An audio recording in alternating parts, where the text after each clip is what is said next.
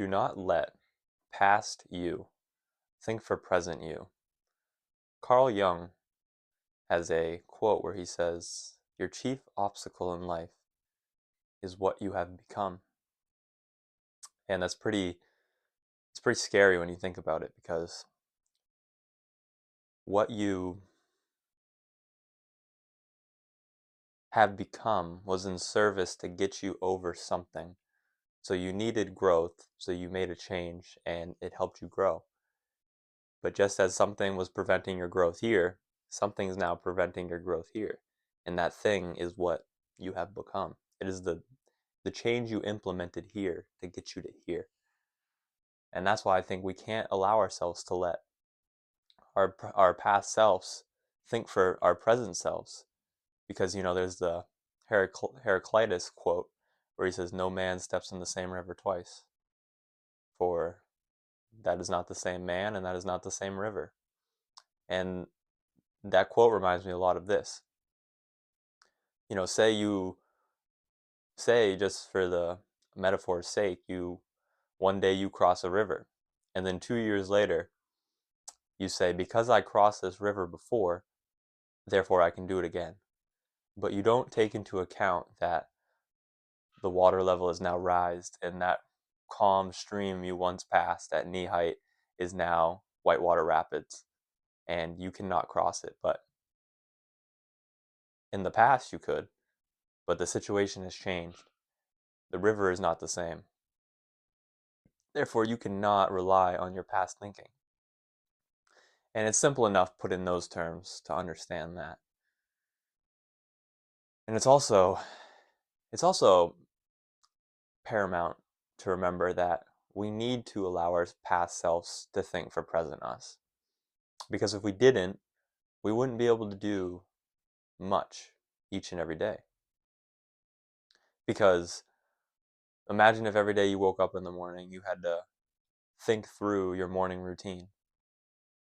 Think about which foot to put first getting out of bed, which one follows the other, how to brush your teeth, how to take a shower. Imagine if we had to, every single decision we said, "Okay, I'm not trusting myself, my past self at all. I'm going to evaluate everything." It'd be madness. And this is why we have habits. So we can free our mind up. You do something that you want to implement, and then you create it into a habit, so then it becomes second nature. And then you can free your mind up to do other things. When you first say start going to the gym, you probably have to summon some willpower to go. And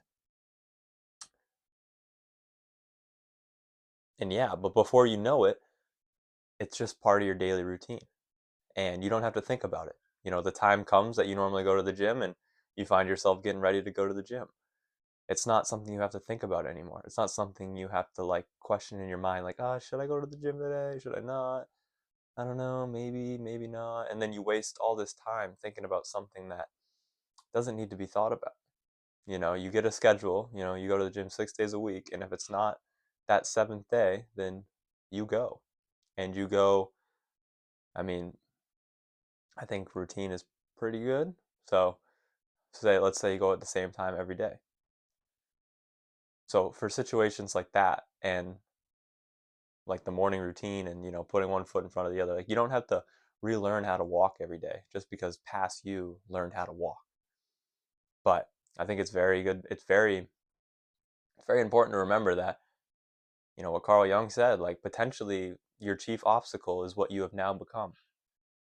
And like I said, it's scary because what served you in the past is now preventing your growth. And that can be hard to overcome. It can be hard to throw out something that has been so essential to your growth because it's no longer serving you.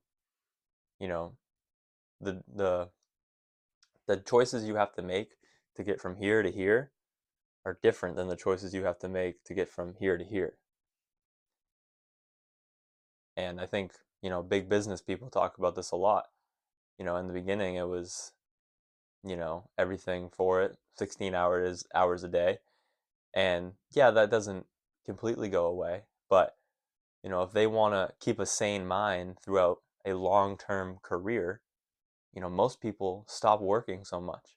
They still work hard, they still put in a lot of hours, but those 16-hour days, 7 days a week slow down because they know they'll just burn out. And they needed that.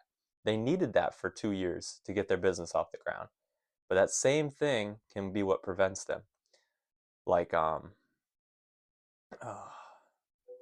I forgot the guy's name, but um, he was like the CEO of American Apparel and like Dave Carnegie. And apparently, he micromanaged the whole thing. And that worked at a small scale. That was what he needed to do. That is what gave him growth. The micromanaging at a small scale. But then it became, American Apparel, and there was no longer, it was too big for one person to oversee every decision. It was too insane. But that's what happened, and that's what prevented American Apparel from sticking around, because there was this guy who was micromanaging it at the beginning. That was great, but couldn't understand that what solidified growth was now preventing growth. I think this is essential to remember.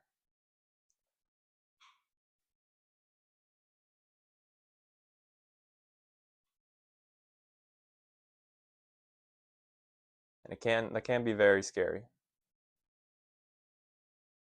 can be very scary that you need to change that much that often, because it's like right when you start getting in the groove, and what has made you successful is no longer making you successful, and is actually preventing your success. I think a big point here I'm trying to make is that we shouldn't dogmatically accept the thinking of our past selves. Trust present you to think for present you. Obviously, like I said, you can't do this in each and every situation, but there is situations where you can say, you know, in the past, this is this benefited me. In the past, this served me. In the past, I needed this. But this present situation seems to be calling for something else. But you really gotta be honest with yourself, and you really gotta examine it, because you can just be coping, and you could just say want to be giving into pleasure for pleasure's sake, and you're like, oh, I gave this up, but it's not that bad. But in reality, it's bad, but you're coping, and you're saying, oh, but I don't need to do that anymore. There's some there's some things that get implemented that should stay implemented. But every once in a while, it's not the worst idea in the world to test the waters and say, does this still hold true in my life? Is this thing I is this thing I took out of my life still helping me? Or would my life be better if I re-implemented it? Because truly, things are neither good or bad. Thinking makes them so. And not even that, but our relationship with them. You can get addicted to anything. Video games aren't necessarily bad. But if you play 16 hours of video games every day, they're bad. But people like Elon Musk play video games. And he says it helps him just, get his mind off of everything a person like Elon Musk does. So video games aren't bad. Someone like Elon Musk plays video games. But too much of anything is bad. Nothing in excess. And this is where it gets tricky, because you think, like, what's the virtue? Moderation. And Cicero once said, the Roman political guy, he once said that um,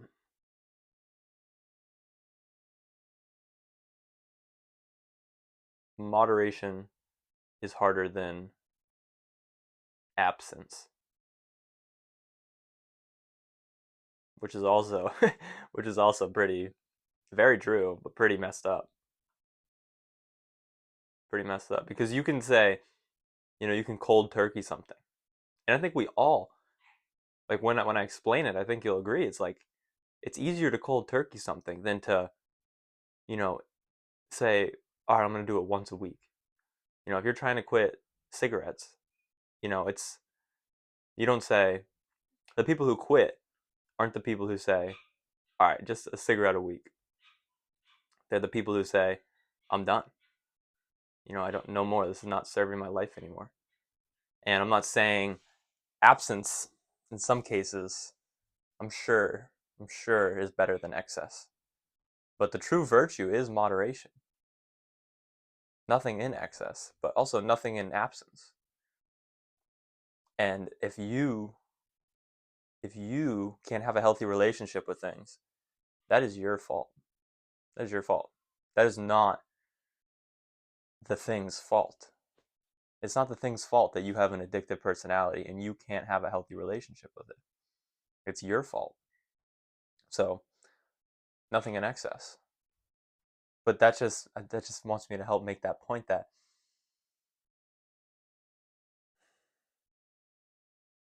maybe at one point in your life, absence was what you needed. But maybe now it's moderation. Maybe the absence is no longer serving you. Maybe you've gotten over the hump. But you have to be very careful because this is a slippery slope with getting back into just being addicted to something. And it could be anything, it could be anything. It could be drinking, it could be smoking, it could be playing video games, it can be working out too much, it can be working too much, it can be anything. But if you are able to get to a point where you feel like you have a healthy relationship, then don't deprive yourself of a healthy relationship with something that's not bad, because past you did the thinking and past you said absence. But now present you says moderation. Trust present you. Trust present you and maybe give it a try. But don't be fooled that a bias may not come and that old habit you had will just come back just like that. You have to be truly honest with yourself. And you have to figure out what it is that solidified your growth that is now preventing your growth. And you have to be prepared to experiment, and you have to be prepared to trust your present self. Trust that your present self, just as your past self was once your present self, was able to make a good decision. Trust that you now can make a good decision. And if you make the decision, trust that if it doesn't go the right way, you're able to say, okay, past me was right. None of that. You have to trust your present self to be able to make that call. Because as I said in the beginning, no man steps in the same river twice. Because the river is not the same, nor the man. Every situation calls for something different. But as I said, you got to figure out. I think it's pretty safe to say you should brush your teeth every morning, and you shouldn't give that much thought and night. I think it's pretty safe to say that you should do some form of physical exercise every day. You don't have to go to the jury or the debate. You don't have to do some crazy analyst to be like, should I go for a 30-minute workout or an hour or a run? Or it's like, yeah, probably. But this is obviously different for everybody. And I just want to stress the point that if you're letting your past self think for present you, don't feel bad about letting present you think for present you and making a decision, but also not forgetting the past and realizing that this could just be cope. And maybe the past was right. But if you feel the present is different than the past, go with it. Trust yourself. Self-reliance.